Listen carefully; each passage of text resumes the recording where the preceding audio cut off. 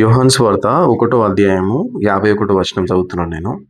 మరియు ఆయన మీరు ఆకాశం తెరవబడుటయు దేవుని దూతలు మనుష్య కుమారునికి పైగా ఎక్కుటయును దిగుటయును చూతురని మీతో నిశ్చయంగా చెప్పుచున్నానా నేను. ఇక్కడ ప్రభువైన యేసుక్రీస్తు ఆయన శిష్యులతో చెప్తున్న మాటలను మనం చూస్తున్నాం. ఏమంటుండు దేవుడు అంటే, మరియు ఆయన మీరు ఆకాశము తెరవబడుటయు. ఏమంటుండు ప్రభు? ఆకాశము తెరవబడుటయు దేవుని దూతలు మనుష్య కుమారునికి పైగా ఎక్కుటయును దిగుటయును చూతురని మీతో నిశ్చయంగా చెప్పుచున్నానని.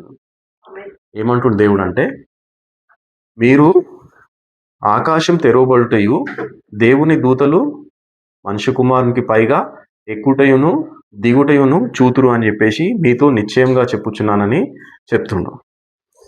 ఇక్కడ ఇదే ఆయన చెప్తున్న, ఆయన బోధిస్తున్న ఈ యొక్క బోధ మనం చూసినట్టయితే ఆదికాండంలో అది యాకోబుకు కళ రూపంలో పడుతుంది. అర్థమవుతుందా? అయితే అక్కడ ఫస్ట్ మనము అది చూసిన తర్వాత దేవుడు ఇక్కడ ఈ యొక్క సంగతిని ఎందుకు ఇక్కడ పెట్టి ఉన్నాడు అన్నది మనం గ్రహించాలంటే మనం ఆదికాండంలోకి వెళ్తే మనకు అర్థమవుతుంది. ఆదికాండం 28వ అధ్యాయంలో ఆ యొక్క మాటలు దేవుడు రాయిస్తాడు.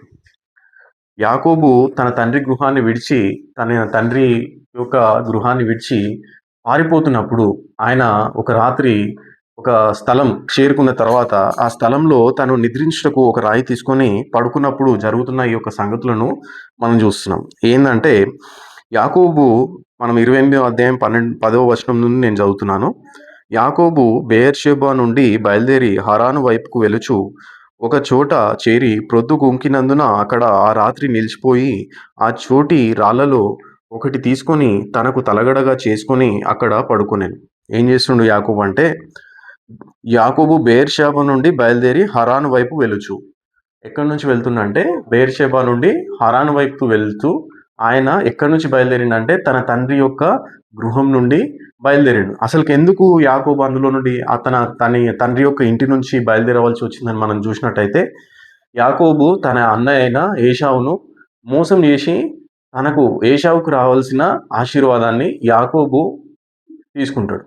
అయితే తీసుకున్న తర్వాత ఏశావు యాకోబు పైన పగబట్టి తన తండ్రి అయిన ఇస్సాకు చనిపోయే దినాలు దగ్గరగా ఉన్నాయి. ఇస్సాకు చనిపోయిన తర్వాత నేనేం చేస్తా అంటే యాకోబును నేను చంపేస్తా అని చెప్పేసి తను అనుకుంటున్న సంగతి తన తల్లి గ్రహించి, యాకోబు యొక్క తల్లి గ్రహించి యాకోబుని ఏమంటదంటే తన అన్న అయిన లాబాను యుద్ధకు వెళ్ళిపోమని చెప్పి తనను అక్కడి నుంచి పంపించినప్పుడు ఇప్పుడు యాకోబు ఒంటరివాడుగా తన తండ్రి గృహాన్ని విడిచిపెట్టేసి ఎక్కడికి వెళ్తుండంటే తన మామ గృహం యుద్ధకు లాబాను ఒంటరిగా ప్రయాణం చేస్తున్నట్టుగా మనం చూస్తున్నాం.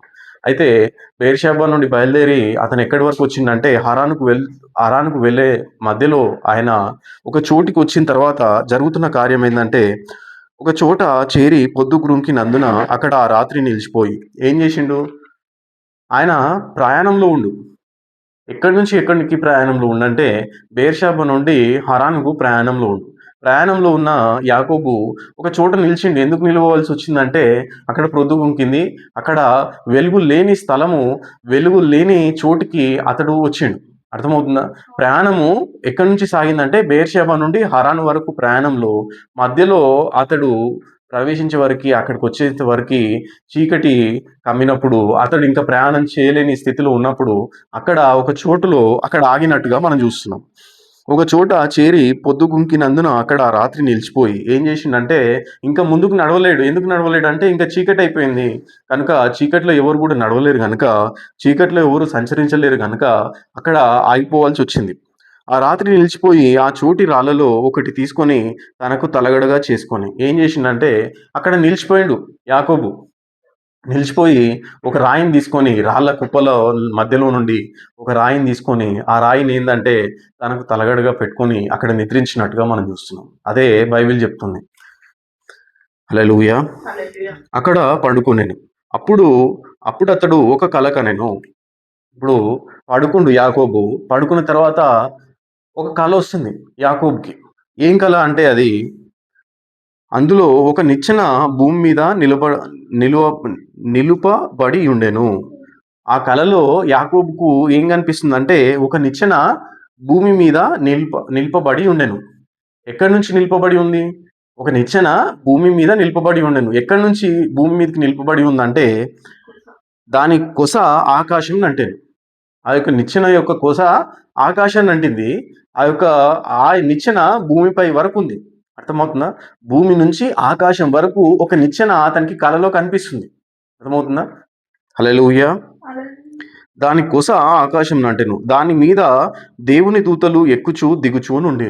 ఏం జరుగుతుంది ఆ యొక్క నిచ్చెన పైన అంటే దేవుని దూతలు ఎక్కుచున్నారు, దేవుని దూతలు దిగుతున్నారు. మరియు యెహోవా దానికి పైగా నిలిచి నేను నీ తండ్రి అయిన అబ్రహాం దేవుడను ఇస్సాకు దేవుడనైన యెహోవాను నీవు పండుకొని ఉన్న ఈ భూమిని నీకును నీ సంతానమునకు ఇచ్చేదను. ఏం చెప్తుండు ప్రభు అంటే ఆ యొక్క నిచ్చెన పైన ఎవరు అంటే యెహోవా నిలిచి ఉండి దానికి పైగా నిలిచి నేను నీ తండ్రి అయిన అబ్రహాం దేవుడను ఇస్సాకు దేవుడనైన యెహోవాను నీవు పడుకొని ఉన్న ఈ భూమిని నీకును నీ సంతానమునకు ఇచ్చేదను. అతడు పండుకున్న భూమిని దేవుడు ఏం వాగ్దానం చేస్తుందంటే నీకును నీ సంతానమునకును నేను ఈ యొక్క భూమిని ఇచ్చేదను అని చెప్పేసి దేవుడు వాగ్దానం చేస్తున్నట్టుగా చూస్తున్నాం. అయితే యాకోబు అతని ప్రయాణంలో అతడు ఒక చోట నిద్రించినప్పుడు పడుతున్న ఈ యొక్క కలను అక్కడ ప్రభువైన యేసుక్రీస్తు ఏం చెప్తుందంటే నిచ్చెన పరలోకంలో నుండి భూలోకం వరకు వేయబడిన నిచ్చెన మీరు చూచెదరు. దానికి పైగా మనిషి కుమారుడు ఉంటాడు. దూతలు పైకి ఎక్కడం దిగడము మీరు చూస్తారని చెప్పేసి అక్కడ ప్రభువైన యేసుక్రీస్తు చెప్తున్నట్టుగా మనం చూస్తున్నాం. హల్లెలూయా. ఆయన అక్కడ ఏం చెప్తుండంటే అక్కడ యాకోబుకు ప్రత్యక్షమైన దేవుణ్ణి నేనే అని ఆయన అక్కడ చెప్తున్నట్టుగా మనం చూస్తున్నాం. హల్లెలూయా. ఆ యొక్క నిచ్చెన పైన ఎవరు అంటే యెహోవా దేవుడు. అర్థమవుతుందా? ఎవరు నిలబడ్డారు అక్కడ? మరియు యెహోవా దానికి పైగా నిలిచి, దేనికి పైగా అంటే ఆ నిచ్చెన పైన ఆయన నిలబడ్డాడు. ఆయన నిలబడ్డ చోటుకే ఈ దూతలు ఎక్కుతున్నారు, దిగుతున్నారు. ఆయన చోటు నుండే దూతలు దిగుతున్నారు, ఆయన చోటుకే ఈ దూతలు ఎక్కుతున్నారు. అర్థమవుతుందా? ఆయన ఎక్కడైతే నిలబడ్డాడో ఆ యొక్క సన్నిధిలోనికే ఈ దూతలు ఎక్కుతున్నారు, ఈ దూతలు దిగుతున్నారు. అదే ఇక్కడ ప్రభువైన యేసుక్రీస్తు ఏం చెప్తుందంటే మనిషి కుమారునికి పైగా దూతలు ఎక్కుటను దిగుటయు మీరు చూచెదరని చెప్పేసి వీరికి చెప్తున్నట్టుగా మనం చూస్తున్నాం. హల్లెలూయా. పరలోకం తెరవబడుటయు మనిషి కుమారునికి పైగా దూతలు ఎక్కుటయు దిగుటయు మీరు నిశ్చయంగా చూచెదరని చెప్పేసి దేవుడు చెప్తున్న మాట ఏంటంటే అక్కడ ఆ యెహోవానే మానవ శరీరంలో ఈ చివరి కాలంలో వచ్చిండు అని చెప్పేసి ఆయన చెప్పుటకు, ఆయన వారికి బోధించుటకు చేస్తున్నట్టుగా మనం చూస్తున్నాం. హల్లెలూయా. మొదటి రాకడలో వచ్చిన ప్రభువే ఆయన ఏం చెప్తుండంటే యాకోబుకు ప్రత్యక్షమైన ఆ బేతేలు దేవుడను నేనే అని ఆయన చెప్తున్నట్టుగా మనం చూస్తున్నాం. హల్లెలూయా. అర్థమవుతుందా? ఇంకొక దేవుడు ఉందా అంటే ఇంకొక దేవుడు లేడాడ. అర్థమవుతుందా? యెహోవా తప్ప ఇంకొక దేవుడు లేడు. ఆ యెహోవానే మొదటి రాకడలో మానవ శరీరంలో వచ్చిన ప్రభువైన యేసుక్రీస్తుగా ఉన్నాడు. హల్లెలూయా. అర్థమవుతుందా? ఆయన్నే మనకు వాగ్దానం చేసిండు. ఆయన్నే రెండోసారి మరలా వస్తానని మనకు వాగ్దానం చేసిండు. హల్లెలూయా. ఆయన తప్ప ఇంకొక దేవుడు లేడని ఆయన చూపిస్తున్నట్టుగా మనం చూస్తున్నాం. హల్లెలూయా. అర్థమవుతుందా?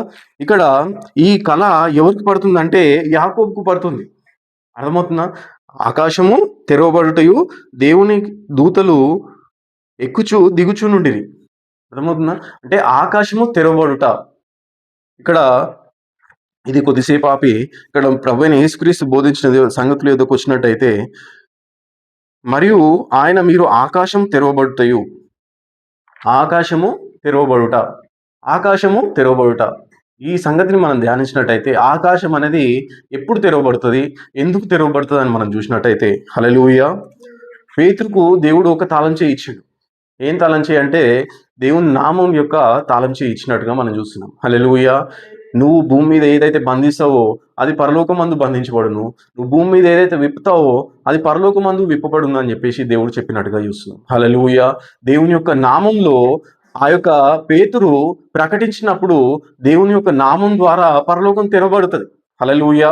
దేవుని యొక్క నామం ద్వారానే పరలోకం మూయబడుతుంది. అర్థమవుతుందా?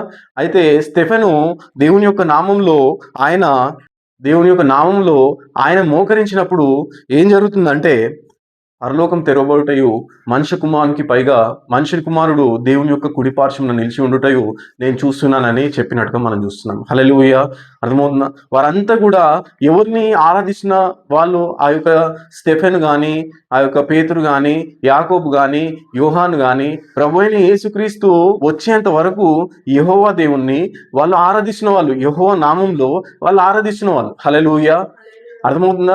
యెహోవా నామంలో ప్రార్థన చేస్తే దేవుడు ఆలకిస్తాడని, యెహోవా నామంలో ప్రార్థన చేస్తే దేవుడు వింటాడని వాళ్ళు గ్రహించిన వ్యక్తులు కనుక వాళ్ళు యేసుక్రీస్తు నామంలో ప్రార్థన చేస్తే ఆకాశం తెరవబడుతుందా లేదా? హల్లెలూయా. అర్థమవుతుందా? యేసుక్రీస్తు నామంలో ప్రార్థన చేస్తే దేవుని యొద్దకు మా యొక్క ప్రార్థన చేరుతుందా లేదా? హల్లెలూయా. యేసుక్రీస్తు నామంలో ఆరాధన జరిగిస్తే మా యొక్క ఆరాధన దేవుని యొద్దకు చేరుతుందా లేదా వారికి తెలియదు. హల్లెలూయా. అర్థమవుతుందా? అందుకే ప్రభు ఏం చెప్తుందంటే, ఆకాశం తెరవబడుటయు మనిషి కుమారునికి పైగా దూతలు ఎక్కుటయు దిగుటయు మీరు చూతురని నిశ్చయంగా నేను మీతో చెప్తున్నానని చెప్తున్నాను. హల్లెలూయా. ఆ దేవుడే అక్కడ యాకోబును ఆశీర్వదించిన అదే దేవుడు ఈ కాలంలో ఆయన మానవ శరీరంలో మీ ఎదుట ప్రత్యక్షమైందని ఆయన ఆ వాక్యం ద్వారా వారికి చెప్తుండు. హల్లెలూయా. యాకోబును ఆశీర్వదించిన అదే దేవుడు మానవ శరీరంలో ప్రభువైన యేసుక్రీస్తు రూపంలో మొదటి రాకడలో ఆయన వచ్చినాను అని చెప్పేసి ఆయన వారికి చెప్తున్నట్టుగా మనం చూస్తున్నాం. హల్లెలూయా. ఆయన యాకోబును ఆశీర్వదించిన అదే దేవుడు మిమ్మల్ని కూడా ఆశీర్వదిస్తాడని చెప్పేసి అక్కడ పేతురు, యాకోబు, యోహానులకు దేవుడు చెప్తున్నట్టుగా మనం చూస్తున్నాం. హల్లెలూయా. అర్థమవుతుందా? నా నామంలో మీరు తండ్రిని ఏమి అడిగినా ఆయన మీకు దయచేయును అని ఆయన మనకు బోధించినట్టుగా మనం చూస్తున్నాం. హల్లెలూయా. అర్థమవుతుందా? ఆయన నామంలో ప్రార్థించిన స్టెఫెను మోకరించినప్పుడు పరలోకం తెరవబడ్డది. హల్లెలూయా. అర్థమవుతుందా? యెహోవా నామంలో ప్రార్థన చేసినప్పుడు పాత నిబంధనలో ఉన్న భక్తులు ఏ విధంగా అయితే పరలోకం తెరవబడిందో ప్రభువైన యేసుక్రీస్తు నామంలో వాళ్ళు మోకరించినప్పుడు పరలోకం తెరవబడ్డది. హల్లెలూయా. అర్థమవుతుందా? ఎందుకు తెరవబడిందంటే ఆ కాలంలో ఆ టైంలో దేవుని యొక్క నామం పక్షంగా నిలబడ్డ వాళ్ళు, దేవుని యొక్క నామం యొక్క ప్రత్యక్షత పొందుకున్న వాళ్ళు ఆ యొక్క నామంలో వాళ్ళు మోకరించడం ద్వారా దేవుని యొక్క పరలోకము అది తెరవబడింది. హల్లెలూయా. వారి ప్రార్థన అనేది ఈ దేవదూతలు ఎక్కువడము దిగడం అంటే వారి ప్రార్థన దేవుని యొద్దకు తీసుకొని పోబడింది. ఆ యొక్క ప్రార్థనకు ఆన్సర్గా ఆ యొక్క దేవదూతలు కిందికి రావడం జరిగింది. హల్లెలూయా. అర్థమవుతుందా? యాకోబు ప్రార్థన అంగీకరించిన అదే దేవుడు యాకోబు సంతతిలో నుండి వచ్చిన ఆ యొక్క 12 అపోస్తుల యొక్క ప్రార్థన కూడా దేవుడు అంగీకరించి వారి యొక్క ప్రార్థనకు సమాధానం అనుగ్రహించాడు. హల్లెలూయా. అర్థమవుతుందా? అదే దేవుణ్ణి మనం ఆరాధిస్తుంది. ఇంకొక దేవుడు ఉందా మనకి? హల్లెలూయా. అర్థమవుతుందా? యాకోబుకు ప్రత్యక్షమైన అదే దేవుడు మానవ శరీరంలో మొదటి రాకడలో వచ్చిన ప్రభువైన యేసుక్రీస్తు అనేది అదే దేవుడు ఈ రెండోసారి ఆయన వాగ్దానం చేసిన విధంగా విలియం మేరియన్ బ్రహ్మ అనే మానవ శరీరంలో ఆయన ప్రత్యక్షమైంది. హల్లెలూయా. నీకు ఇంకేమైనా డౌట్ ఉందా అని దేవుడు అడుగుతున్నట్టుగా మనం చూస్తున్నాం. హల్లెలూయా. యాకోబుకు ప్రత్యక్షమైన అదే దేవుణ్ణి, అదే పేతురు, యాకోబు, యోహానులకు ప్రత్యక్షమైన అదే దేవుణ్ణి రెండోసారి మానవ శరీరంలో నేను ప్రత్యక్షమై ఉన్నాను, పేతురు నీకేమైనా డౌట్ ఉందా అని దేవుడు అడుగుతున్నట్టుగా మనం చూస్తున్నాం. హల్లెలూయా. వారు ప్రార్థన చేసినప్పుడు నేను ఏదైతే సమాధానం ఇచ్చినో, వారు నాకు మొరపెట్టినప్పుడు ఏ విధంగా అయితే నేను సమాధానం ఇచ్చినో, వారి యొక్క ఆరాధనలు నేను ఏ విధంగా అయితే స్వీకరించినో మీ యొక్క ఆరాధనలు కూడా నేను స్వీకరిస్తున్నానని చెప్పేసి దేవుడు సాక్ష్యం ఇస్తున్నట్టుగా మనం చూస్తున్నాం. హల్లెలూయా. అర్థమవుతుందా? యాకోబు కుటుంబానికి, యాకోబు సంతతికి, ఇజ్రాయెల్గా మారిన యొక్క సంతతికి యెహోవా పరలోకం ఏ విధంగా అయితే తెరవబడిందో అదే విధంగా అపోస్తులు చేసిన ప్రార్థనకి దేవుడు పరలోకం తెరవబడినట్టుగా మనం చూస్తున్నాం. హల్లెలూయా. పరలోకం ఎప్పుడు తెరవబడుతుంది అంటే అది దేవుని నామంలో జరుగుతున్న ఆరాధనలకు పరలోకం తెరవబడుతుంది. దేవుని నామంలో జరుగుతున్న ప్రార్థనలకు పరలోకం తెరవబడుతుంది. కానీ ఇంకొక నామంలో ప్రార్థన చేస్తే ఆ యొక్క ప్రార్థనకు సమాధానం రాదు, ఆ యొక్క ప్రార్థనకు జవాబు రాదు, ఆ యొక్క ఆరాధనకు జవాబు రాదు. హల్లెలూయా.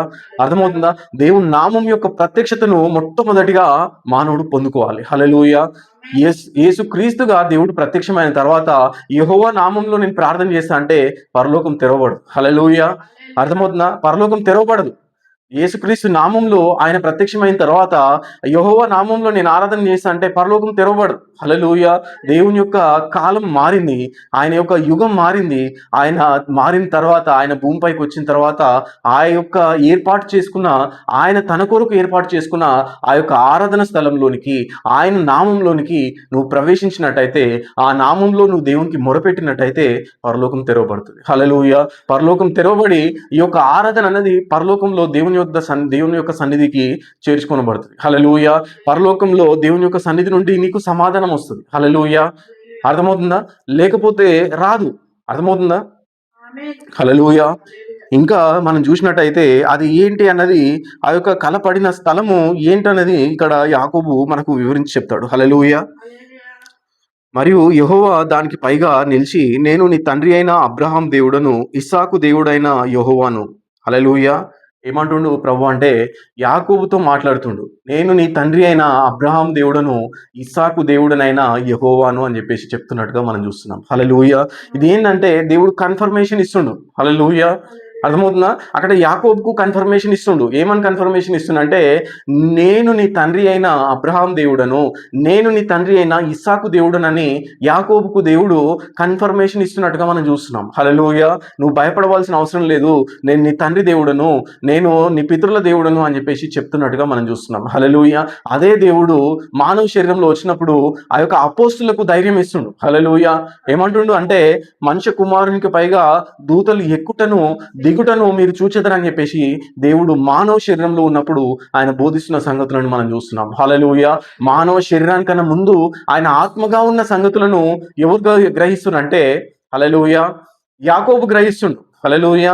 ఆ యాకోబు గ్రహించిన అదే దేవుడు, యాకోబుకు ప్రత్యక్షమైన అదే దేవుడు మొదటి రాకడలో కన్యక గర్భవతి కుమారుని కన్నప్పుడు ఆ యొక్క కన్యక కుమారునిలోనికి ఆ యొక్క దేవుడు రూపించుకున్న ఆ యొక్క కుమారునిలోనికి ప్రత్యక్షమైన అదే గొప్ప యెహోవా ఈ చివరి కాలంలో మరలా ఇంకొక శరీరాన్ని ఎన్నుకొని మానవ శరీరంలో రెండవ రాకడలో విలియం మేరియన్ బ్రన్హం అనే శరీరంలో దేవుడు ప్రత్యక్షమైనట్టుగా మనం చూస్తున్నాం. హల్లెలూయా.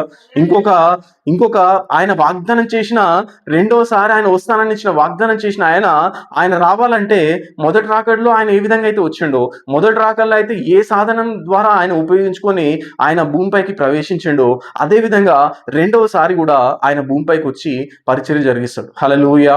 ఆయన నిత్యుడైన దేవుడు, ఆయన అనంతుడైన దేవుడు.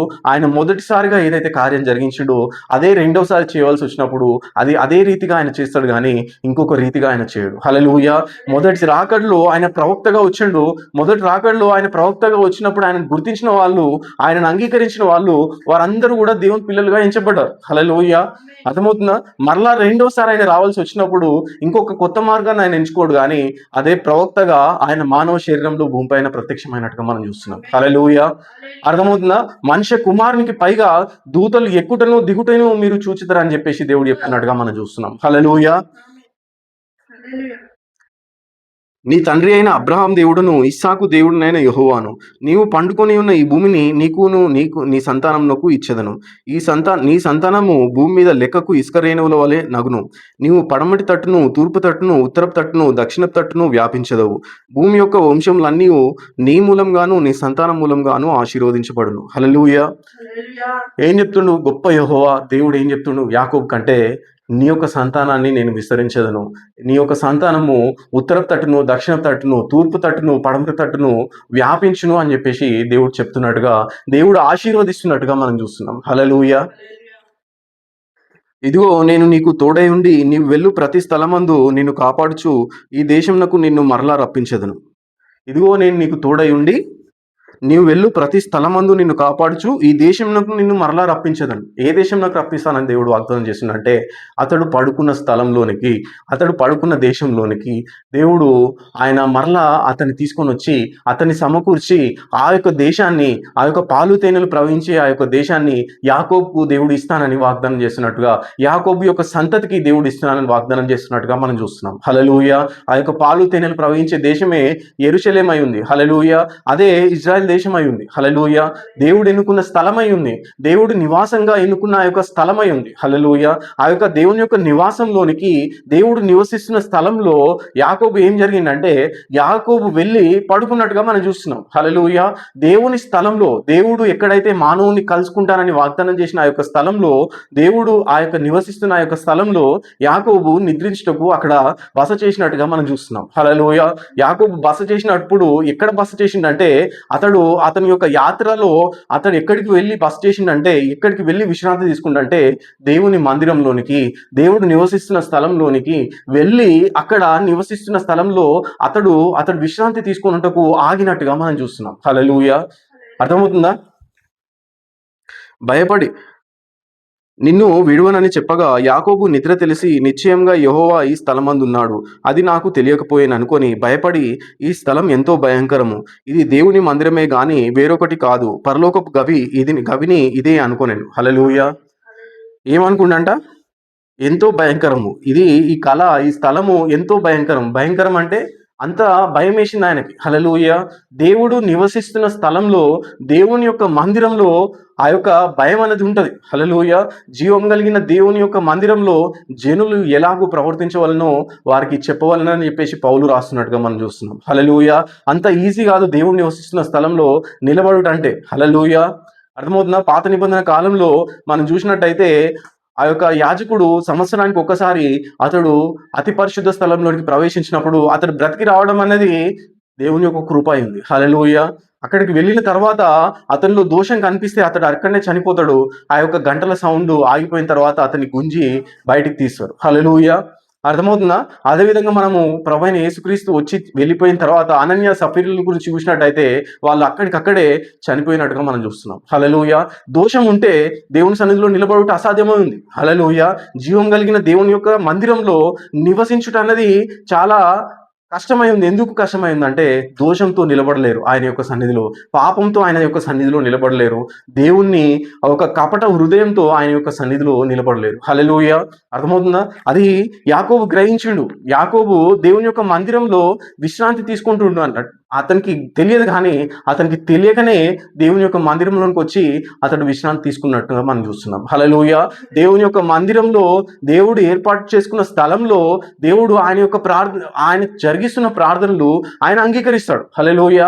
ఆయన యొక్క మందిరంలోనికి మొట్టమొదటిగా మనం సమకూర్చబడాలి. హల్లెలూయా. ఆయన యొక్క మందిరంలో దేవుడు ఏర్పాటు చేసుకున్న ఒకే ఒక ఆరాధన స్థలం ఏమంటే అది దేవుని యొక్క వాక్యమై ఉంది. హల్లెలూయా. దేవుడు ఏర్పాటు చేసుకున్న ఆరాధన స్థలము ఆదియందు వాక్యం ఉండెను, వాక్యం దేవుని యొద్ద ఉండెను, వాక్యము దేవుడై ఉండెను. హల్లెలూయా. అర్థమవుతుందా? అదే దేవుని యొక్క ఆరాధన స్థలం. అదే ప్రభువైన యేసుక్రీస్తుగా అది మానవ శరీరంలో మొదటి రాకడలో వచ్చింది. హల్లెలూయా. ప్రతి కాలంలో దేవుని యొక్క వాక్యం ఉంది. హల్లెలూయా. అర్థమవుతుందా? మోషే కాలంలో మోషే ప్రవక్తలో నుండి వస్తున్న ఆ యొక్క వాక్యమే దేవుని యొక్క ఆరాధన స్థలం. హల్లెలూయా. అర్థమవుతుందా? ఏలియా కాలంలో ఏలియా నోట్లో నుండి వస్తున్న ఆ యొక్క వాక్యమే దేవుని యొక్క ఆరాధన స్థలం. అర్థమవుతుందా? యోహాను కాలంలో యోహాను ప్రకటిస్తున్న ఆ యొక్క వాక్యమే దేవుని యొక్క ఆరాధన స్థలం. అర్థమవుతుందా? దేవుడు ప్రతి కాలంలో ఆ వాక్యాన్ని పెట్టిండు. అర్థమవుతుందా? ఈ చివరి కాలంలో ఆ పరిపూర్ణమైన వాక్యాన్ని ఒక మానవ శరీరంలో దేవుడు ఇచ్చి, ఆ యొక్క మానవ శరీరంలో నుండి దేవుడు మనకు బోధించిండు. ఆ యొక్క పరిపూర్ణమైన వాక్యంలోనికి దేవుడు ఆయన యొక్క పిల్లల్ని దేవుడు ఆయన వాక్యంలో పెట్టబడిన ఆ యొక్క నామం ద్వారా ఆయన్ని ఆ యొక్క వాక్య గృహంలోనికి ఆయన సమకూరుస్తున్నట్టుగా మనం చూస్తున్నాం. హల్లెలూయా. అర్థమవుతుందా? ఒక మానవ శరీరంలోనికి దేవుడు సమకూరుస్తలేడు, కానీ వాక్య శరీరంలోనికి, థియోఫీని బాడీలోనికి ఆయన యొక్క పిల్లల్ని ఆయన సమకూరుస్తున్నట్టుగా మనం చూస్తున్నాం. అదే దేవుని యొక్క నిజమైన ఆరాధన స్థలమై ఉంది. హల్లెలూయా. అర్థమవుతుందా? దేవుని యొక్క వాక్యమే దేవుని యొక్క ఆరాధన స్థలం. ఏదో మట్టి గోడలు కాదు దేవుని యొక్క ఆరాధన స్థలం, కానీ దేవుడు ఏర్పాటు చేసుకున్న ఆరాధన స్థలం ఏంటంటే దేవుడు ఎన్నుకున్న, దేవుడు నిర్ణయించిన, నీ కాలానికి దేవుడు ప్రత్యక్షపరుచుకున్న వాక్యమే అది దేవుని యొక్క ఆరాధన స్థలమై ఉంది. దేవుని యొక్క మర్మయుక్తమైన దేవుని యొక్క శరీరమై ఉంది. హల్లెలూయా. ఆ యొక్క మర్మయుక్తమైన దేవుని యొక్క శరీరంలోనికి ఆయన యొక్క ఆత్మ ద్వారా నువ్వు సమకూర్చబడాలి. హల్లెలూయా. ఆయన యొక్క ఆత్మ ద్వారా నువ్వు సమకూర్చబడిన తర్వాత ఆయన యొక్క నామంలో జరుగుతున్న ప్రార్థనలకు ఆయన సమాధానం అనుగ్రహిస్తాడు. ఆయన నామంలో జరుగుతున్న ఆరాధనలకు ఆయన సమాధానం అనుగ్రహిస్తాడు. హల్లెలూయా. అర్థమవుతుందా? ఇంకొక గృహంలో నువ్వు ఉండి ఆయనకు ప్రార్థన చేస్తా అంటే ఆ యొక్క ప్రార్థన దేవుని యొక్క సన్నిధికి చేరదు. ఇంకొక గృహంలో ఉండి నువ్వు ప్రార్థన చేస్తా అంటే ఆ యొక్క ప్రార్థనకు కానీ ఆ యొక్క ఆరాధనకు కానీ దేవుడు సమాధానం అనుగ్రహించాడు. హల్లెలూయా. అర్థమవుతుందా? ఎందుకు అనుగ్రహించాడంటే ఆయన ఏర్పాటు చేసుకున్న మార్గంలో మనం ప్రవేశిస్తేనే, ఆయన ఏర్పాటు చేసిన ఆరాధన స్థలంలోనికి మనం వస్తేనే ఆ యొక్క ఆరాధనకు దేవుడు సమాధానం అనుగ్రహిస్తాడు. హల్లెలూయా. అర్థమవుతుందా? ఇక్కడ యాకోబు ఆయన దేవుని మందిరంలోనికి సమకూర్చబడిన యాకోబును దేవుడు ఆశీర్వదిస్తున్నట్టుగా మనం చూస్తున్నాం. హల్లెలూయా. యాకోబు యొక్క ఆలోచన ఏంది? యాకోబు యొక్క కోరిక ఏంది? యాకోబు యొక్క ఆ యొక్క అతని యొక్క హృదయం యొక్క అభిలాష ఏంటి అని మనం చూసినట్టయితే, అతడు మొట్టమొదటిగా అక్కడ ఏశావును చూసినట్టయితే అతనికి కావాల్సిందంతా కూడా జ్యేష్ఠత్వపు హక్కు. హల్లెలూయా. ఇంకొకటి కాదు యాకోబుకు కావాల్సింది. అతడు దానికోసమే ఆ చిక్కుడుగాయల వంటను అతడు ఇచ్చి ఏశావు దగ్గరికి నుంచి కొన్నట్టుగా, ఆ యొక్క జ్యేష్ఠత్వ హక్కును కొన్నట్టుగా చూస్తున్నాం. హల్లెలూయా. యాకోబు గ్రహించిండు జ్యేష్ఠత్వ హక్కు ఎంత గొప్పదో, ఎంత విలువైందో, ఎంత అది శ్రేష్టమైందో యాకోబు గ్రహించిండు. హల్లెలూయా. యాకోబు ఇస్సాకు యొక్క పొలాన్ని కోరుకోలేదు. యాకోబు ఇస్సాకు యొక్క పశువులను కోరుకోలేదు. యాకోబు ఇస్సాకున్న సంపదను అంతటిని కూడా కోరుకోలేదు. హల్లెలూయా. యాకోబు ఇస్సాకు యొద్ద నుండి కోరుకుంది ఏంటంటే, ఇస్సాకుకు దేవుడు ఏదైతే ఇచ్చిండో అదే యాకోబు కోరుకున్నట్టుగా మనం చూస్తున్నాం. హల్లెలూయా. యాకోబుకు అది లేదు, అది దక్కలేదు. ఒక క్షణంలో అది అతని యొద్ద నుండి మిస్ అయినట్టుగా మనం చూస్తున్నాం. హల్లెలూయా. అర్థమవుతుందా? ఏశావు తొడ పట్టుకొని ఏశావు తర్వాత భూమిపైకి వచ్చినట్టుగా ఒక్క గడియనే అది డిఫరెన్స్ గా ఉన్నట్టుగా మనం చూస్తున్నాం. హల్లెలూయా. అర్థమవుతుందా? కానీ అతడు ఆ తొడ పట్టుకోవడానికి కూడా కారణం ఏంటంటే, మొట్టమొదటిగా తనే రావాలని ప్రయత్నించినప్పటికీ తల్లి గర్భంలో నుండి ఏశావు బయటకు వచ్చినట్టుగా, ఏశావు తొడను పట్టుకొని ఇతడు బయటకు వచ్చినట్టుగా మనం చూస్తున్నాం. హల్లెలూయా. అతనికి కావాల్సినంత ఏంటంటే కేవలము జ్యేష్ఠత్వపు హక్కు. ఆ యొక్క జ్యేష్ఠత్వపు హక్కు యొక్క విలువ యాకోబుకు తెలుసు. హల్లెలూయా. తెలుసు కనుకనే యాకోబు దేవుని యొక్క మందిరంలోనికి వచ్చి, దేవుని యొక్క మందిరంలో అతను నిద్రిస్తున్నప్పుడు యాకోబు హృదయంలో ఏదైతే ఆలోచన ఉందో, యాకోబుకు ఆ యొక్క జ్యేష్ఠత్వపు హక్కు యొక్క విలువ ఏదైతే తెలుసో, ఆ యొక్క విలువను, ఆ యొక్క ప్రత్యక్షతను దేవుడు ఇక్కడ అనుగ్రహిస్తున్నట్టుగా మనం చూస్తున్నాం. హల్లెలూయా. నువ్వు పడుకున్న స్థలము అది నీ సంతానానికి నేను ఇస్తాను. నీ యొక్క సంతానము తూర్పు తట్టును, పడమటి తట్టును, ఉత్తర తట్టును, దక్షిణ తట్టును విస్తరించును అని చెప్పేసి యాకోబుకు దేవుడు ఇస్తున్న వాగ్దానాన్ని బట్టి మనం చూస్తున్నాం. హల్లెలూయా. ఆ యొక్క వాగ్దానం ఏందై ఉందంటే, అది జ్యేష్ఠత్వపు హక్కు యొక్క అది ఆ యొక్క హక్కు. హల్లెలూయా. అర్థమవుతుందా? ఆ యొక్క హక్కు యొక్క అది ఫలమై ఉంది. హల్లెలూయా. జ్యేష్ఠత్వపు హక్కు యొక్క ఫలమై ఉంది, దేవుడిచ్చే ఆశీర్వాదమై ఉంది. హల్లెలూయా. దాన్ని యాకోబు వెతికిండు. అర్థమవుతుందా? యాకోబు వెతికింది ఏ ఆశీర్వాదం కొరకు అంటే, తన తండ్రికి ఇచ్చిన పశువులను గాను, తన తండ్రికి ఇచ్చిన మందను, లేకపోతే భూమిని, దేన్ని వెతకలేదు. తండ్రి యొక్క సంపదను ఏదాన్ని కూడా వెతకలేదు. కానీ యాకోబు వెతికింది ఏంటంటే, ఇస్సాకు పైన ఉన్న ఆ యొక్క ఆశీర్వాదాన్ని యాకోబు వెతికినట్టుగా మనం చూస్తున్నాం. హల్లెలూయా. వెతుకుతూనే తన తండ్రి గృహాన్ని విడిచిపెట్టి వెళ్ళిపోతున్నప్పుడు, నిజమైన తండ్రి గృహాన్ని అతడు చేరుకున్నప్పుడు ఆ యొక్క తండ్రి ఇస్తున్న వాగ్దానాన్ని మనం చూస్తున్నాం. హల్లెలూయా. అర్థమవుతుందా? మానవ శరీరంలో ఒక తండ్రి ఉండు యాకోబుకి. అతను ఎవరంటే ఇస్సాకు. ఆ యొక్క ఇస్సాకు అనే గృహాన్ని, ఇస్సాకు యొక్క తండ్రి గృహాన్ని, ఆ యొక్క తండ్రి గృహాన్ని విడిచిపెట్టి ఏ గృహంలోనికి ఇప్పుడు యాకోబు ప్రవేశించిందంటే, అతని యొక్క నిజమైన, శాశ్వతమైన, యుగయుగములు జీవిస్తున్న దేవుని యొక్క నిజమైన తండ్రి యొక్క గృహంలోనికి యాకోబు చేర్చబడ్డాడు. హల్లెలూయా. అర్థమవుతుందా? ఆ యొక్క యాకోబు దేవుని యొక్క మందిరంలో, అంటే తన ఆత్మకు తండ్రి అయిన దేవుని యొక్క మందిరంలోనికి ప్రవేశించినప్పుడు అక్కడ ఇస్సాకు ఆశీర్వదించిండు యాకోబుని. హల్లెలూయా. ఆయన శరీర సంబంధమైన తండ్రి అయ్యిండు, కానీ ఇక్కడ ఆత్మ సంబంధమైన తండ్రి ఇక్కడ యాకోబును ఆశీర్వదిస్తున్నట్టుగా మనం చూస్తున్నాం. హల్లెలూయా.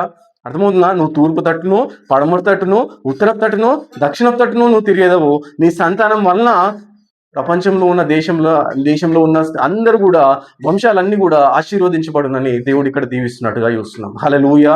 ఎక్కడికి ప్రవేశించిండు యాకోబు అంటే, తన యాత్రలో దేవుని యొక్క మందిరంలోనికి ప్రవేశించినట్టుగా మనం చూస్తున్నాం. హల్లెలూయా. భయపడి స్థలం ఎంతో భయంకరము, ఇదే దేవుని మందిరమే గాని మరొకటి కాదు, పరలోకపు గవిని ఇదే అనుకున్నాను. హల్లెలూయా. పరలోకపు గవిని అంటే గేట్, పరలోకపు గేట్. హల్లెలూయా. దేవుని యొక్క నివాస స్థలము, నివసిస్తున్న స్థలం యొక్క గేట్ అయి ఉంది. హల్లెలూయా. నువ్వు ఏ గేట్ యొద్ద ఆయనను ఆరాధించొద్దు, కానీ ఆయన ఎన్నుకున్న, ఆయన ఏర్పాటు చేసుకున్న ఆ గేట్లోనే ఆయనను ఆరాధించాలని మనకు స్పష్టంగా బైబిల్లో రాయబడి ఉంటుంది. హల్లెలూయా. దేవుడు ఏర్పాటు చేసుకున్న ఒకే ఒక ఆరాధన స్థలం అని మనం చూసినట్టయితే, ఆ యొక్క ఆరాధన స్థలం ఏంటంటే, దేవుడు ప్రతి కాలంలో ఆయన ఆరాధనకు ఆయన ఒక స్థలాన్ని ఎన్నుకుండు. హల్లెలూయా. ఆ స్థలంలో ఆయన యొక్క నామాన్ని ఆయన పెట్టిండు. హల్లెలూయా. ఆ యొక్క నామంలో స్థలంలో మనము ఆయన యొక్క సన్నిధిలో ప్రవేశించి మనం జరిగిస్తుంటే ఆరాధనలు, మనం జరిగిస్తుంటే ప్రార్థనలు, ఆయన వాటికి సమాధానం అనుగ్రహిస్తాడు. హల్లెలూయా. ఇంకొక స్థలంలో దేవుడు ఉండడు, ఇంకొక స్థలంలో అక్కడ ఆశీర్వాదం ఉండదు. హల్లెలూయా. తెల్లవారినప్పుడు యాకోబు లేచి తాను తలగడగా చేసుకుని రాయిని తీసి దానిని స్తంభంగా నిలిపి దాని కొన మీద నూనె పోసెను. మరియు అతడు ఈ స్థలంనకు బేతేల్ అను పేరు పెట్టెను. అయితే మొదట ఆ ఊరి పేరు లూజు. హల్లెలూయా. ఏమని పేరు పెట్టిండంటే, మరియు అతడు ఆ స్థలంనకు బేతేల్ అను పేరు పెట్టెను. బేతేల్ అంటే కింద దేవుని మందిరము. హల్లెలూయా. అర్థమవుతుందా? దేవుని యొక్క మందిరము. బేతేల్ అంటే దేవుని యొక్క మందిరము. ఆ యొక్క మందిరంలోనికి సమకూర్చబడిన యాకోబు దేవునికి భయపడి ఒక స్తంభాన్ని నిలిపి నూనె పోసినట్టుగా మనం చూస్తున్నాం. హల్లెలూయా. అతడు అక్కడ ఒక ప్రతిజ్ఞ చేసినట్టుగా మనం చూస్తాం. అప్పుడు యాకోబు, నేను తిరిగి నా తండ్రి ఇంటికి క్షేమంగా వచ్చినట్లు దేవుడు నాకు తోడై ఉండి నేను వెలుచున్న ఈ మార్గంలో నన్ను కాపాడి తినుటకు ఆహారంను ధరించుకున్నటకు వస్త్రంను నాకు దయచేసిన ఎడల యెహోవా నాకు దేవుడై ఉండును. హల్లెలూయా. మరియు స్తంభంగా నేను నిలిపిన ఈ రాయి దేవుని మందిరం అగును. హల్లెలూయా. స్తంభంగా నిలిపిన ఆ రాయి దేవుని మందిరం అగును. దేవుడు మరలా నన్ను తీసుకొని వచ్చినట్టయితే, నన్ను ఆశీర్వదించినట్టయితే ఆయన నాకు దేవుడుగా ఉండును అని చెప్పేసి అక్కడ ఆయన తీర్మానం చేసుకున్నట్టుగా మనం చూస్తున్నాం. హల్లెలూయా. ఆ యాకోబు దేవుడే, ఆ యొక్క ఇజ్రాయెల్ దేవుడే మరలా ఈ ఐగుప్తు దేశంలో బానిసత్వంలో ఉన్న ఆ యొక్క ప్రజల్ని తిరిగి తీసుకొని వచ్చి అదే దేశాన్ని వారికి స్వాస్థ్యంగా ఇచ్చినట్టుగా మనం చూస్తున్నాం. హల్లెలూయా. అర్థమవుతుందా? అదే దేవుడు, అదే తండ్రి, అదే సృష్టికర్త మరలా మొదటి రాకడలో వచ్చినప్పుడు ఆయన చెప్తున్నది ఏంటంటే, మీరు భయపడకండి. హల్లెలూయా. మీరు భయపడకండి. ఎందుకంటే అదే దేవుడను, యాకోబుకు ప్రత్యక్షమైన అదే దేవుడను ఈ కాలంలో నేను మీ మధ్యలో నేను ప్రత్యక్షమై ఉన్నానని దేవుడు ఇచ్చినట్టుగా మనం చూస్తున్నాం. హల్లెలూయా. వారికి చెప్తున్న మాట ఏంటంటే, హల్లెలూయా. మరియు ఆయన, మీరు ఆకాశం తెరవబడుటయు. ఎప్పుడు తెరవబడుతుంది? దేవుని యొక్క నామంలో మనం ప్రార్థన చేసినప్పుడు, దేవుని యొక్క నామంలో మనం ఆరాధన జరిగించినప్పుడు. హల్లెలూయా. ఆకాశం తెరవబడ్డది. దేవుని దూతలు మనుష్య కుమారునికి పైగా ఎక్కుటయును దిగుటయును చూతురని మీతో నిశ్చయంగా చెప్తున్నాను. యాకోబుకు ప్రార్థనకు ఆ యొక్క ఆరాధనకు సమాధానం ఇచ్చిన అదే దేవుడు, ఆ యొక్క మోషే యొక్క ఆరాధనకు సమాధానం ఇచ్చిన అదే దేవుడు, ఎలీషా యొక్క ఆరాధనకు సమాధానం ఇచ్చిన అదే దేవుడు, మీరు ప్రార్థన చేసినా కానీ నేను సమాధానం ఇస్తాను. మీరు ప్రార్థన చేసినా కానీ మీరు ఆరాధన జరిగించినా కానీ ఆ యొక్క ఆరాధనకు సమాధానం ఇస్తానని ఇక్కడ వారికి ఆ యొక్క 11 అపోస్తులకు దేవుడు ఇస్తున్నట్టుగా మనం చూస్తున్నాం. హల్లెలూయా. వారికి నిశ్చయతను దేవుడు అనుగ్రహిస్తుండు. హల్లెలూయా. ఆ బెతేల్ దేవుడు నేనే అని వారికి నిశ్చయతను అనుగ్రహిస్తుండు. మనిషి కుమారునికి పైగా దూతలు ఎక్కుట దిగుట అంటే ఎవరితో ఆయన సమానం చేసుకుంటున్నట్టే గొప్ప యెహోవాతో సమానం చేసుకుంటున్నట్టుగా మనం చూస్తున్నాం. హల్లెలూయా. అర్థమవుతుందా? ఆయన సమానం చేసుకోవడం ఏం లేదు. ఆయనలో ప్రత్యక్షమైన అదే ఆత్మ, అదే దేవుడు అయిండు. హల్లెలూయా. యాకోబుకు ఏదైతే దేవుడు ప్రత్యక్షమైండో అదే దేవుడు ఒక మానవ శరీరంలో, ఒక మానవ ముసుగు వెనుక దాగి ఉండి ఆయనను అని చెప్పేసి చెప్తున్నట్టుగా మనం చూస్తున్నాం. హల్లెలూయా. అందుకే యూదులకు ఆయన ఏం చెప్తాడంటే, నేనే ఆయననని మీరు గ్రహించినట్లయితే మీరు మీ పాపంలో ఉండే మీరు చనిపోతారని దేవుడు చెప్పినట్టుగా మనం చూస్తున్నాం. హల్లెలూయా. అర్థమవుతుందా? వాళ్ళు గ్రహించలేకపోయారు. మనము ఆదికాండంలో మనం చూసిన సంగతే యోహాను గ్రంథంలో మనం చూస్తున్నాం. హల్లెలూయా. అంటే 2 సార్లు దేవుడు ఈ యొక్క సంగతిని రాయించిందంటే, ఈ యొక్క సంగతిని దేవుడు చివరి కాలంలో బయలుపరిచినప్పుడు 2 సార్లు దేవుడు ఏదైతే కార్యం జరిగిస్తాడో అది డబుల్ కన్ఫర్మేషన్ అయింది. హల్లెలూయా. అర్థమవుతుందా? ఈ యొక్క 2 సార్లు జరిగించిన ఆ యొక్క కార్యాన్ని ఈ చివరి కాలంలో ఉన్న ప్రజలకు దేవుడు బయలుపరుస్తున్నట్టుగా మనం చూస్తున్నాం. హల్లెలూయా. ఏమంటే, మరియు ఆయన, మీరు ఆకాశం తెరవబడుటయు దేవుని దూతలు మనుష్య కుమారునికి పైగా ఎక్కుటయును దిగుటయును చూతురని మీతో నిశ్చయంగా చెప్పుచున్నాను నేను. హల్లెలూయా. మొదటి రాకడ కన్నా ముందు ఆ యొక్క ఆదికాండంలో యాకోబుకు ప్రత్యక్షమైన అదే దేవుడు, మానవ శరీరంలో వచ్చిన అదే దేవుడు ఆయననే వాగ్దానం చేసిండు. హల్లెలూయా. ఆయననే ఏం చెప్పిండంటే, నేను మరలా వత్తును. హల్లెలూయా. మరలా వచ్చి నేను ఉన్న స్థలంలో మీరు ఉండులాగున నేను మిమ్మల్ని తీసుకొని పోయేదనని ఆయన వాగ్దానం చేసిండు. హల్లెలూయా. ఆయన రెండోసారి వస్తానని ఆయన్ని వాగ్దానం చేసిన అదే దేవుడు అంజూరపు చెట్టు చిగురిస్తున్న ఆ యొక్క సమయంలోనే, అంటే ఇజ్రాయెల్ ఒక దేశంగా ఏర్పడుతున్నప్పుడే ఆయన భూమిపైకి వస్తానని వాగ్దానం చేసిన అదే దేవుడు మరలా రెండోసారి మానవ శరీరాన్ని ఎన్నుకొని ఆ యొక్క మానవ శరీరంలో అగ్నిస్తంభంగా ఉన్న దేవుడు, ఆ యొక్క గొప్ప యెహోవా ఆ యొక్క మానవ శరీరంలోనికి అగ్నిస్తంభంగా దేవుడు దిగొచ్చినట్టుగా మనం చూస్తున్నాం. హల్లెలూయా. ఆ యొక్క అగ్నిస్తంభం అనే ఆ యొక్క వేలు ప్రజలందరికీ అది తెరవబడలేదు, కానీ మన ఎన్నుకున్న దేవుని యొక్క ప్రజలకు ఆ యొక్క వేలు తెరవబడి ఆ యొక్క పరద తెరవబడి ఆ యొక్క ప్రత్యక్షమైన దేవుణ్ణి మనం కనులారా చూసినట్లుగా దేవుని యొక్క కృప మనకు సహాయం చేసినట్టుగా మనం చూస్తున్నాం. హల్లెలూయా. అర్థమవుతుందా? మొదటి రాకడలో ఆయన వచ్చినప్పుడు మానవ తెర అది చినిగింది. హల్లెలూయా. అర్థమవుతుందా? ఆయన ఎవరు అనేది గ్రహించలాగున మానవ శరీర కల్వరి శిలువ పైన చినిగినట్టుగా మనం చూస్తున్నాం. హల్లెలూయా. అదే దేవుడు, అదే తండ్రి ఈరోజు వాక్యం అనే తెర, థియోఫినీ బాడీ అనే ఆ యొక్క వాక్య తెర చినిగి ప్రత్యక్షమైన దేవుణ్ణి మనం కనులారా చూసినట్లుగా దేవుని యొక్క కృప మనకు సహాయం చేసినట్టుగా మనం చూస్తున్నాం. హల్లెలూయా. అర్థమవుతుందా? ఆ యొక్క దేవుని యొక్క వాక్యం అనే తెర చినిగి అందులోనికి దేవుడు మనం సమకూర్చి అందులో దేవుని మనము ఆరాధించినట్లుగా దేవుడు కృప చూపినట్టుగా మనం చూస్తున్నాం. హల్లెలూయా. అర్థమవుతుందా? దేవుని యొక్క కృప మనకు సహాయం చేసింది. దేవుని యొక్క కనికరము, దేవుని యొక్క అనాది సంకల్పము, దేవుని యొక్క ముందు నిర్ణయం బట్టి ఆయన యొక్క గృహంలో చేరి ఆ యొక్క ఎన్నుకున్న వాగ్దానం చేయబడిన ఆ యొక్క వాగ్దాన వాక్యంలోనికి దేవుడు మనల్ని సమకూర్చినట్టుగా మనం చూస్తున్నాం. హల్లెలూయా. యాకోబుకు వాగ్దానం చేసిన దేవుడు యాకోబుకి ఏం చెప్పిండంటే, నీ పితరులు తూర్పు తట్టును ఉత్తరపు తట్టును నీ యొక్క సంతానము దక్షిణపు తట్టును విస్తరించును, నువ్వు ఎక్కడికి వెళ్ళినా కానీ అక్కడి నుంచి అంతటిని కూడా మరలా నీకు వాగ్దానం చేసిన ఈ యొక్క దేశంలోనికి నేను నిన్ను సమకూరుస్తుందని వాగ్దానం చేసిన అదే దేవుడు, ఆ యొక్క మొదటి రాకడలో వచ్చిన అదే దేవుడు ఆయన ఆయన ఆయన యొక్క సంతానాన్ని ఆ యొక్క తూర్పు పడమర ఉత్తర దక్షిణం యొక్క వ్యాపించి ఉన్న ఆయన యొక్క సంతానాన్ని అంతటిని కూడా ఆయన వాగ్దానం చేసిన ఆ యొక్క వాగ్దాన వాక్యంలోనికి, నిజమైన పరిశుద్ధాత్మ నివసిస్తున్న స్థలంలోనికి, ఆ యొక్క మర్మయుక్తంగా ఉన్న ఆయన యొక్క దేవుని యొక్క శరీరంలోనికి ఈ చివరి కాలంలో నలుదిక్కుల్లో ఉన్న ఆ యొక్క ప్రజల కొరకే దేవుడు ఏలియాను మోషేను పంపించినట్టుగా, ఆ యొక్క బూరతో దేవుని యొక్క దూతలను పంపించినట్టుగా వారు ఆకాశం చుట్టూ ఈ తట్టు నుండి ఆ తట్టు వరకు దేవుని యొక్క ప్రజలందరినీ కూడా దేవుని యొక్క మర్మయుక్తమైన దేవుని యొక్క శరీరంలోనికి ఈ చివరి కాలంలో పోగు చేస్తున్నట్టుగా మనం చూస్తున్నాం. హల్లెలూయా. అర్థమవుతుందా? ఒకే మానవ శరీరంలో దేవుడు భూమిపైకి వచ్చి, విలియం మేరియన్ బ్రహ్మ అనే శరీరంలో భూమిపైకి వచ్చి ఆయన యొక్క పిల్లలను మర్మయుక్తమైన దేవుని యొక్క శరీరంలోనికి దేవుడు సమకూరుస్తున్నట్టుగా చూస్తున్నాం. హల్లెలూయా. ఆ యొక్క శరీరంలో జరుగుతున్న ఆరాధనలు దేవుడు అంగీకరిస్తాడు. హల్లెలూయా. దేవుని యొక్క వాగ్దాన వాక్యం అనే ఆ యొక్క శరీరంలో జరుగుతున్న ఆరాధనలకు దేవుడు సమాధానం ఇస్తాడు. హల్లెలూయా. అర్థమవుతుందా? యాకోబుకు దేవుడు ఒక శరీర సంబంధమైన స్థలం, ఒక భూమిని, ఆ యొక్క భూమి పైన ఆయన పడుకున్నప్పుడు అతనికి కలబడింది. ఆ యొక్క కలబడిన ఆ యొక్క స్థలానికి అతడు పెట్టిన పేరు ఏంటంటే దేవుని యొక్క మందిరం అని చెప్పేసి ఆయన పేరు పెట్టినట్టుగా మనం చూస్తున్నాం. హల్లెలూయా. ఆ యొక్క మందిరము అని ఆ పేరు పెట్టిన ఆ యొక్క స్థలాన్ని అతని యొక్క సంతానానికి దేవుడు ఇస్తానని వాగ్దానం చేసినట్టుగా మనం చూస్తున్నాం. హల్లెలూయా. అయితే మొదటి రాకడలో వచ్చిన దేవుడు, నేను మరలా మిమ్మల్ని సమకూరుస్తును అని చెప్పేసి దేవుడు ఒక వాగ్దానం ఇచ్చిండు. ఎందులోనికి సమకూరుస్తానని దేవుడు వాగ్దానం చేసిండంటే, రెండవసారి దేవుడు భూమిపైకి వచ్చినప్పుడు సమస్త వాక్యాన్ని కూడా, వాగ్దానం చేయబడిన వాక్యం అంతటిని కూడా ఆయన తెరిచి ఆ యొక్క వాగ్దాన వాక్యంలోనికి ఆయన యొక్క పిల్లల్ని సమకూర్చి, ఆ యొక్క సమకూర్చబడిన ఆ యొక్క స్థలంలో జరుగుతున్న ప్రార్థనలకు ఆయన అంగీకరిస్తాడు. ఆ యొక్క స్థలంలో జరుగుతున్న ఆరాధనలు ఆయన అంగీకరిస్తాడు. హల్లెలూయా. అర్థమవుతుందా? మొదటి రాకడలో మన యొక్క పితరులు ఆ యొక్క స్థలం యొక్క రుచి చూశారు. హల్లెలూయా. అర్థమవుతుందా? యాకోబు కానీ, పేతురు కానీ, యోహాను కానీ వాళ్ళందరూ కూడా అదే స్థలంలో ఉన్నారు. హల్లెలూయా. ఆ స్థలంలో ఉన్న తర్వాత వాళ్ళు చెదరగొట్టబడ్డారు ప్రపంచ నలుమూలలకి. హల్లెలూయా. ఏ విధంగా అయితే యాకోబు సంతతి ఐగుప్తు దేశంలో బానిసత్వంలోనికి ఏ విధంగా అయితే వెళ్ళారో, ఐగుప్తు దేశంలో బానిసత్వంలో ఏ విధంగా అయితే బంధించబడ్డారో, అదే విధంగా ఆ యొక్క 12 గోత్రికుల యొక్క సంతానం కూడా ప్రతి డినామినేషన్ లోనికి చెదరగొట్టబడింది. హల్లెలూయా. ప్రతి డినామినేషన్ లో చెదరగొట్టబడిన ఆ యొక్క సంతానాన్ని దేవుడి చివరి కాలంలో ఏం జరిగిస్తుందంటే, ఆయన వాగ్దానం చేసిన ఆ యొక్క వాక్యంలోనికి ఆ డినామినేషన్లన్నింటిలో నుండి ఆయన యొక్క పిల్లల్ని సమకూర్చి ఆ వాగ్దాన వాక్యంలోనికి దేవుడు తీసుకొని వస్తున్నట్టుగా, ఆ యొక్క వాగ్దాన వాక్యం ఏమైతే అయిందో అదే మన యొక్క వాగ్దాన దేశం అయింది. హల్లెలూయా. అదే దేవుడు నివసిస్తున్న స్థలం అయింది. హల్లెలూయా.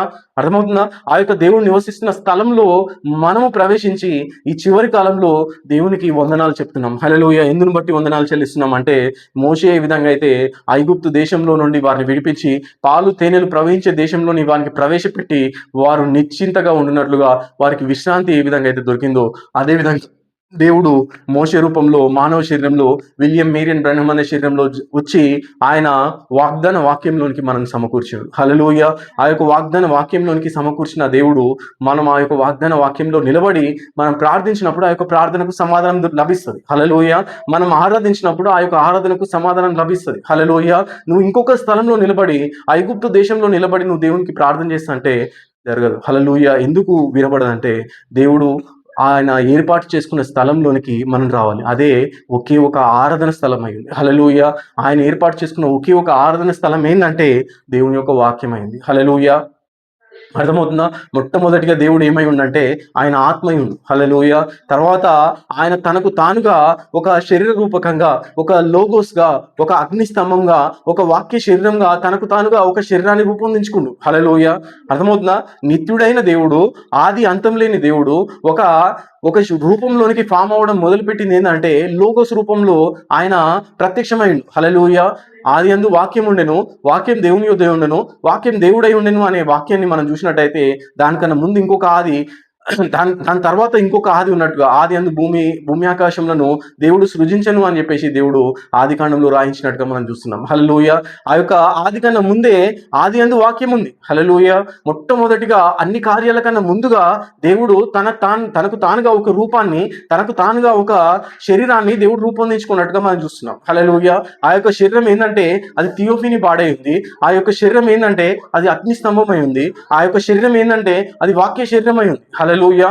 అర్థమవుతుందా? ఆ యొక్క వాక్య శరీరంలోనికి, ఆ యొక్క థియోఫీనిలోనికి, ఆ యొక్క లోగోస్ లోనికి దేవుడి చివరి కాలంలో ఆయన యొక్క ప్రజలను సమకూరుస్తున్నట్టుగా మనం చూస్తున్నాం. హల్లెలూయా. మట్టి గుడారంలో ఆయన ప్రత్యక్షమైండు, కానీ ఆ యొక్క మట్టి గుడారం ఆయన శాశ్వతమైన గుడారం కాదు. హల్లెలూయా. అర్థమవుతుందా? మానవ శరీరంలో ఆయన ప్రత్యక్షమైండు, కానీ మానవ శరీరం ఆయన యొక్క శాశ్వతమైన గుడారము, శాశ్వతమైన నివాస స్థలము కాదు. హల్లెలూయా. అందుకే ఆయన మొదటి రాకల్లో వచ్చినప్పుడు నేను మీకు ఒక స్థలం సిద్ధపరచవెళ్చున్నాను, నేను మీకు ఒక శరీరాన్ని సిద్ధపరచవెళ్చున్నాను, మరలా వచ్చి నేను మిమ్మల్ని అందులోనికి సమకూర్చున్నాను ఇచ్చిన ఆ యొక్క వాగ్దానమే దేవుడి చివరి కాలంలో ఆయన ప్రజలందరినీ కూడా ఆయన యొక్క నిజమైన శరీరంలోనికి, ఆయన యొక్క మర్మయుక్తమైన శరీరంలోనికి, ఆయన యొక్క ఆత్మ ద్వారా మనకు బాప్తిస్మం అనుగ్రహించి ఆ యొక్క స్థలంలో నిలబడి మనం ప్రార్థనలు జరిగించినట్లుగా, ఆ యొక్క స్థలంలో నిలబడి మనం ఆరాధనలు జరిగించినట్లుగా దేవుడు కృప చూపినట్టుగా మనం చూస్తున్నాం. హల్లెలూయా. బండ పైన నిలబడిన సంఘము, బండ పైన కట్టబడిన సంఘము అది కొట్టబడదు. హల్లెలూయా. ఏది ఏమైనా రాని, ఏదైనా జరగని ఆ యొక్క స్థలము, ఆ యొక్క ఆరాధన స్థలము అది నిలిచి ఉంటుంది. హల్లెలూయా.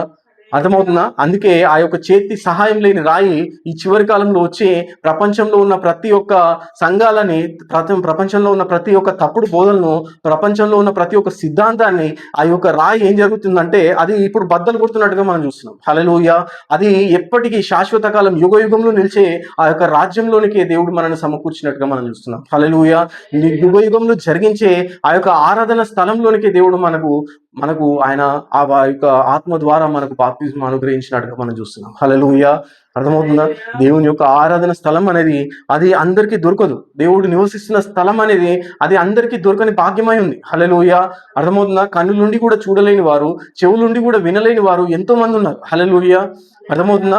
మన చెవులు వింటున్నాయి అంటే అవి ధన్యములై ఉన్నవి, మన కన్నులు చూస్తున్నాం అంటే ఆ సంగతులు అవి ధన్యములై ఉన్నవి. హల్లెలూయా. ఎందుకు ధన్యములై ఉన్నవి అంటే ఆ యొక్క దేవుని యొక్క గొప్ప సంగతులను గ్రహించినట్లుగా జగత్తు పునాది వేయబడక ముందు దేవుడు ఎన్నుకోనంట అది ఎంతో భాగ్యమై ఉంది. హల్లెలూయా. ఆ యొక్క సంగతులను గ్రహించినట్లుగా మనము ఆ యొక్క సన్నిధిలోనికి, దేవుని యొక్క సన్నిధిలోనికి, యుగ యుగంలో జీవిస్తున్న దేవుని యొక్క సన్నిధిలోనికి ప్రవేశించి యుగ యుగంలో జీవిస్తున్న దేవుని ఆరాధించుటకు దేవుడిచ్చిన ఆ యొక్క గొప్ప భాగ్యమై ఉంది. హల్లెలూయా. అర్థమవుతుందా? మనుషులందరూ ఎక్కడ నిలబడారంటే మానవ ఆరాధనలో నిలబడినట్టుగా మనం చూస్తున్నాం. హల్లెలూయా. మానవ ఆరాధనలో మనుషులందరూ నిలబడినట్టుగా మనం చూస్తున్నాం. ఆ యొక్క ఆరాధన అనేది నిలబడదు. హల్లెలూయా. అర్థమవుతుందా? మానవ ఆరాధన అనేది అది మనం చూసినట్టయితే నెబుకద్నెజర్ కాలంలో ఆ యొక్క నెబుకద్నెజర్ ఏం నిలబెట్టిండంటే దానియేలు యొక్క విగ్రహాన్ని నిలబెట్టి దానియేలు యొక్క విగ్రహానికి సాగిలపడినట్లుగా ఆ యొక్క నెబుకద్నెజర్ రాజు చేసినట్టుగా మనం చూస్తున్నాం. హల్లెలూయా. ఈ చివరి కాలంలో ఉన్న ప్రజలంతా కూడా దేన్ని ఆరాధిస్తున్నారు అంటే మానవుని ఆరాధిస్తున్నారు. హల్లెలూయా. అర్థమవుతుందా? మానవుని ఆరాధిస్తున్నారు, దేవుని ఆరాధిస్తలేరు. మానవుల్లో ప్రత్యక్షమైన దైవత్వాన్ని, మానవుల్లో ప్రత్యక్షమైన గొప్ప యెహోవాను, మానవ తొడుగు వెనుక ప్రత్యక్షమైన గొప్ప యెహోవాను గుర్తించకుండా, ఆయనను ఆరాధించకుండా ఎవరిని ఆరాధిస్తున్నా అంటే ఒక మానవుని ఆరాధిస్తున్నట్టుగా, ఒక మానవుడు ఆ యొక్క మానవుడు హల్లెలూయా. ఇప్పుడు ఈ యొక్క శరీరం ఏదైతే ఉందో అది తల్లి గర్భంలో నుండి వచ్చిన ఆ యొక్క శరీరానికి ప్రారంభం ఉంటుంది, ముగింపు ఉంటుంది. హల్లెలూయా. కానీ ప్రారంభము ముగింపు లేని ఆ యొక్క దేవుణ్ణి ఆరాధించుతున్న వాళ్ళు నిత్యమైన దేవుని యొక్క పిల్లలయ్యారు. హల్లెలూయా. ఆ యొక్క ఆరాధనలోనికి దేవుడు మనల్ని సమకూర్చినట్టుగా, ఆ యొక్క ఆరాధన జరిగించినట్లుగా దేవుడు ఆయన యొక్క సన్నిధిలోనికి మనం సమకూర్చినట్టుగా మనం చూస్తున్నాం. హల్లెలూయా. మానవ ఆరాధన కాదు కానీ దైవ ఆరాధన. హల్లెలూయా. నిజ దేవుడైన యుగ యుగంలో జీవిస్తున్న దేవుణ్ణి ఆరాధించుటకు ఆయన ఆయన ఆయన సన్నిధిలోనికి దేవుడు మనల్ని సమకూర్చినట్టుగా మనం చూస్తున్నాం. హల్లెలూయా. ఆయన మానవ శరీరంలో మొదటి రాకడలో ప్రత్యక్షమైన అదే దేవుడు ఆయన వాగ్దాన ప్రకారము రెండవసారి మానవ శరీరమైన విలియం మేరియన్ బ్రహ్నం అనే శరీరంలో ప్రత్యక్షమైండు. హల్లెలూయా. విలియం మేరియన్ బ్రహ్నం అంటే ఆ యొక్క మానవుని మనం ఆరాధిస్తున్నామా? హల్లెలూయా. ఆ యొక్క మానవ శరీరం అనేది అది నిష్ప్రయోజనమైంది. హల్లెలూయా. అది భూమిలోనికి వచ్చి అది పుట్టింది, తల్లి గర్భంలో నుండి పైకి వచ్చింది, ఆ తర్వాత చనిపోతుంది. హల్లెలూయా. దానికి ప్రారంభం ఉంటుంది, దానికి ముగింపు ఉంటుంది. హల్లెలూయా. కానీ ఆయనలో ప్రత్యక్షమైన ఆ యొక్క వాక్యము, ఆయన ద్వారా ప్రకటించబడిన ఆ యొక్క వాక్యము, ఆయన ద్వారా బయలుపరచబడిన ఆ యొక్క వాక్యానికి అది ముగింపు ఉండదు, అది అంతం ఉండదు. హల్లెలూయా. అంతమే లేని దేవుడు ఆయనలో ప్రత్యక్షమైండు. హల్లెలూయా. అంతమే లేని దేవుని యొక్క వాక్యం ఆయనలో ప్రత్యక్షమైంది. హల్లెలూయా. ఆ యొక్క వాక్యం పక్షంగా మనం నిలబడినట్లుగా, ఆ యొక్క దేవుని యొక్క ఆత్మ పక్షంగా మనం నిలబడినట్లుగా దేవుడు మనకు కృప చూపాడు. హల్లెలూయా. అదే దేవుడు, అదే తండ్రి మొదటి రాకడలో ప్రభు అయిన యేసుక్రీస్తు అనే శరీరంలో ఆ యొక్క మానవ తొడుగు వెనుక దేవుడు ప్రత్యక్షమైనట్టుగా చూస్తున్నాం. హల్లెలూయా. వాళ్ళు ఆరాధిస్తున్న దేవుడే, వాళ్ళు పూజిస్తున్న దేవుడే, వాళ్ళకు ప్రార్థన జరిగిస్తున్న దేవుడే, అదే దేవుడు ఆ యొక్క హల్లెలూయా. ఆ యొక్క రాళ్లతో కట్టబడిన ఆ యొక్క మందిరంలో ఉన్న అదే దేవుడు ఒక మానవ తొడుగు వెనుక ఆయన ప్రత్యక్షమైనప్పుడు ఆయన గుర్తించలేకపోయారు. హల్లెలూయా. అర్థమవుతుందా? ఆయన ఏ కాలంలో కూడా రాళ్ల మధ్యలో ఉండాలని ఆయన కోరుకోలేదు. హల్లెలూయా. ప్రజల మధ్యలో ఉండాలని ఆయన కోరుకోండు, కనుకనే ఆయన ప్రవక్తలను పెట్టిండు. హల్లెలూయా. ఏలియాలో ప్రత్యక్షమైంది ఎవరు? ఏలియాలో ప్రత్యక్షమైన ప్రకటించబడిన ఆ యొక్క వాక్యం ఎవరిది? ఏలియాది కాదు, కానీ ఏలియాలో ప్రత్యక్షమైన గొప్ప యెహోవా మాట ఇది. హల్లెలూయా. మోషేలో ప్రత్యక్షమైన ఆ యొక్క వాక్యం ఎవరిది? ఆ యొక్క వాక్యము, ఆ యొక్క ప్రేరేపణ ఎవరిది? అది మోషే ప్రేరేపణ కాదు. మోషే ఆ యొక్క ప్రజలందరినీ విడిపించి, ఐగుప్తు దేశంలో నుండి విడిపించి పాలు తేనెలు ప్రవహించి ఆ యొక్క దేశంలోనికి ప్రవేశపెట్టు ఆయనకు శక్తి సరిపోదు. హల్లెలూయా. ఆ యొక్క మానవ శక్తి, మానవ జ్ఞానము ఒక మనిషిని విడిపించి దేవుడు నిర్ణయించిన స్థలంలోనికి తీసుకురావడము అది అసాధ్యమైంది. హల్లెలూయా. అర్థమవుతుందా? ఆ యొక్క మోషే వెనుక ప్రత్యక్షమైంది ఎవరంటే గొప్ప యెహోవా. హల్లెలూయా. తరములు యుగ యుగములు ఆయన మన యొక్క దేవుడై ఉంది. హల్లెలూయా. ఆయనకు మాత్రమే ఆరాధన అయి ఉంది, ఆయనకు మాత్రమే మన యొక్క ప్రార్థనలు అయి ఉంది. హల్లెలూయా. ఆయనకు తప్ప మనకి ఇంకొక దేవుడు ఉండడు. హల్లెలూయా. అందుకే మొట్టమొదటిగా ఆయన మోషే ద్వారా ఇచ్చినప్పుడు నేనే దేవుడను, నేను తప్ప వేరొక దేవుడు నీకు ఉండకూడదని ఆయన చెప్పినట్టుగా మనం చూస్తున్నాం. హల్లెలూయా.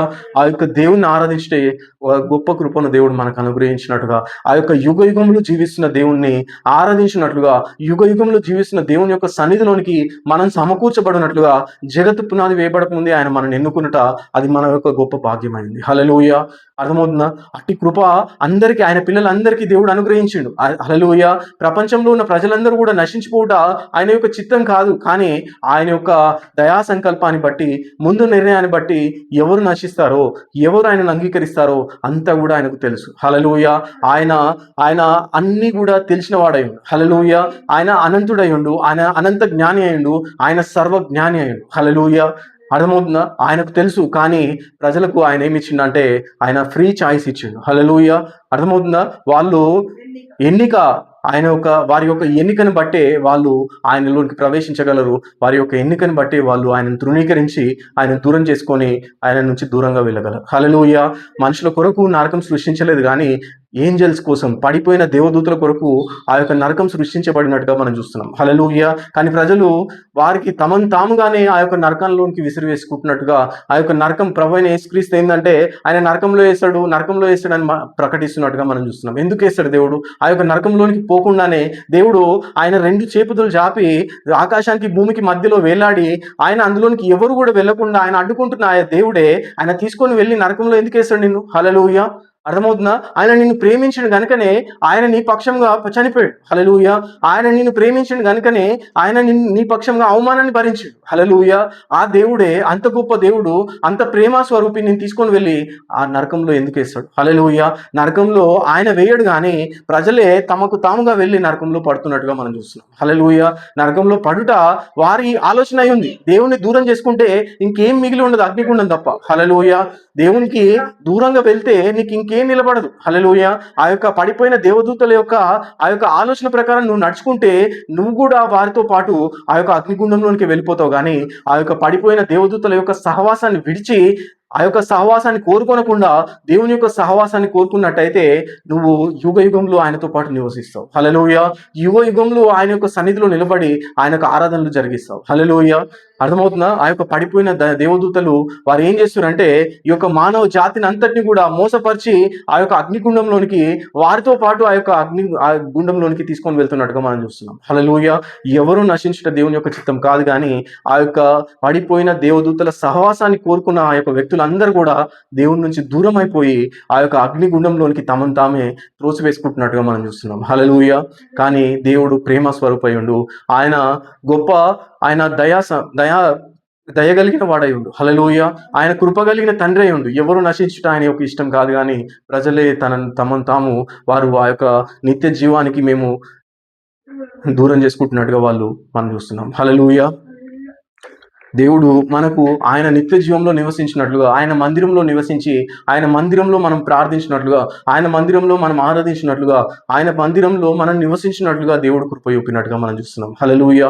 మన పితరులకు వాగ్దానం చేసిన యాకోబు, ఆ యొక్క పేతురు, యాకోబు, యోహాన్లకి, ఆ యొక్క పౌలుకు దేవుడు వాగ్దానం చేసిన ఆ యొక్క వాగ్దాన వాక్యంలోనికి, ఆ యొక్క వాగ్దాన దేశంలోనికి ఈ చివరి కాలంలో ఉన్న మనని ఆయన సమకూర్చినట్టుగా ఆ యొక్క మానవ శరీరంలో మోషే రూపంలో విలియం మేరియన్ బ్రహ్మ అనే ఒక శరీరాన్ని ధరించి దేవుడు వచ్చి ఆ యొక్క వాగ్దాన వాక్యంలోనికి, మన పితరులకు వాగ్దానం చేసిన ఆ యొక్క వాగ్దాన వాక్యంలోనికి, ఆ యొక్క వాగ్దాన శరీరంలోనికి దేవుడు ఆయన పిల్లల్ని చివరి కాలంలో సమకూర్చినట్టుగా మనం చూస్తున్నాం. హల్లెలూయా! ఆ స్థలంలో ఉండి జరిగిస్తున్న ఆరాధన వైపు ఆయన ఉంటాడు. హల్లెలూయా! ఆ స్థలంలో దేవుని యొక్క నివాసం ఉంది. హల్లెలూయా! దేవుని యొక్క నివాసంలోనికి ఆయన యొక్క పిల్లలు సమకూర్చబడి ఆ యొక్క నివాసంలో ఆయనకు మొరపెడుతున్న ఆ యొక్క మొర పైన ఆయన అంగీకరిస్తాడు. ఆ యొక్క ప్రార్థనకు ఆయన అంగీకరిస్తాడు. ఆ యొక్క ఆరాధనకు ఆయన అంగీకరిస్తాడు. హల్లెలూయా! అదే 2 సార్లు ఆయన కన్ఫర్మేషన్ చేసినట్టుగా మనం చూస్తున్నాం. ఆది కాండంలో అది కన్ఫర్మేషన్ చేసిండు. అదేవిధంగా యోహాను సువార్తలో అది కన్ఫర్మేషన్ చేసినట్టుగా 2 సార్లు దేవుడు ఏదైతే మాట చెప్తాడో అది నిశ్చయత అయింది. హల్లెలూయా! అర్థమవుతుందా? అది 2 సార్లు దేవుడు బయలుపరిచిన వాక్యం అనేది అది సత్యమై ఉంది. హల్లెలూయా! అర్థమవుతుందా? దేవుడి వాక్యాన్ని దీవించును గాక.